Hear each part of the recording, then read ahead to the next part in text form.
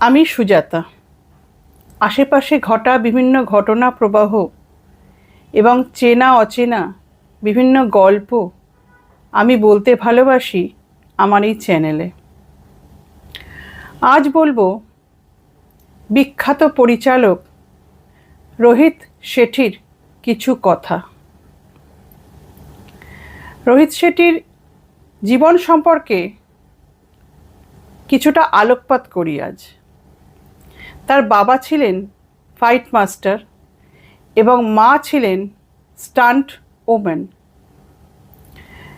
মা রত্না শেঠি তার জীবনের প্রায় পুরো সময়টাই দিয়ে দিয়েছেন তার সন্তানদের মানুষ করার পেছনে।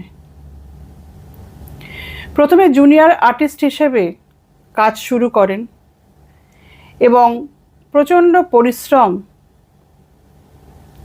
এবং প্রচণ্ড অধ্যবসায়ের পর তিনি স্টান্ট ওম্যানের চরিত্রে অভিনয় করা শুরু করেন।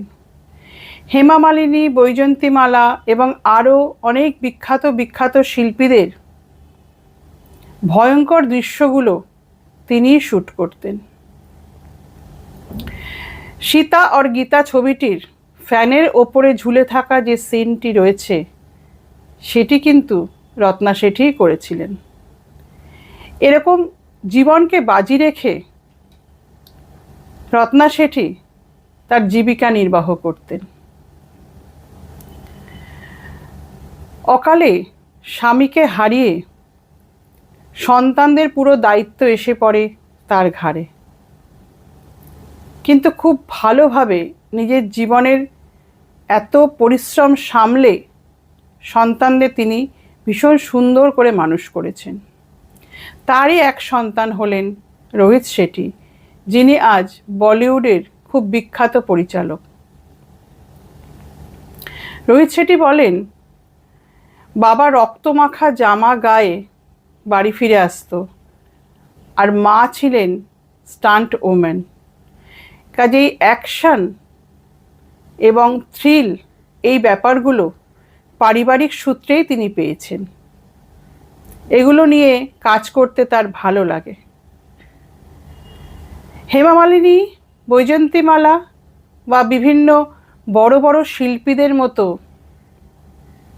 বিখ্যাত হওয়া হয়তো হয়ে ওঠেনি রত্না শেঠির, কিন্তু প্রচারের আড়ালে থেকেও এই স্টান্ট ওমেনরা যা করে থাকেন, একটা সিনেমাকে বা একটা মুভিকে ভালো করে দৃশ্যায়িত করতে গেলে এদের ভূমিকা কখনোই অস্বীকার করা যায় না।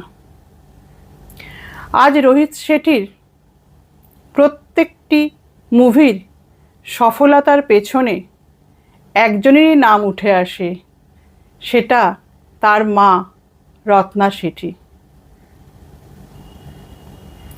আজ আমার গল্পটি আপনাদের কেমন লাগলো জানাবেন। যদি ভালো লাগে তাহলে একটি লাইক করবেন, কমেন্ট করবেন, সাবস্ক্রাইব করবেন। খুব শিগগির ফিরে আসব আবার নতুন কোনো গল্প নিয়ে। আজ তবে আসি।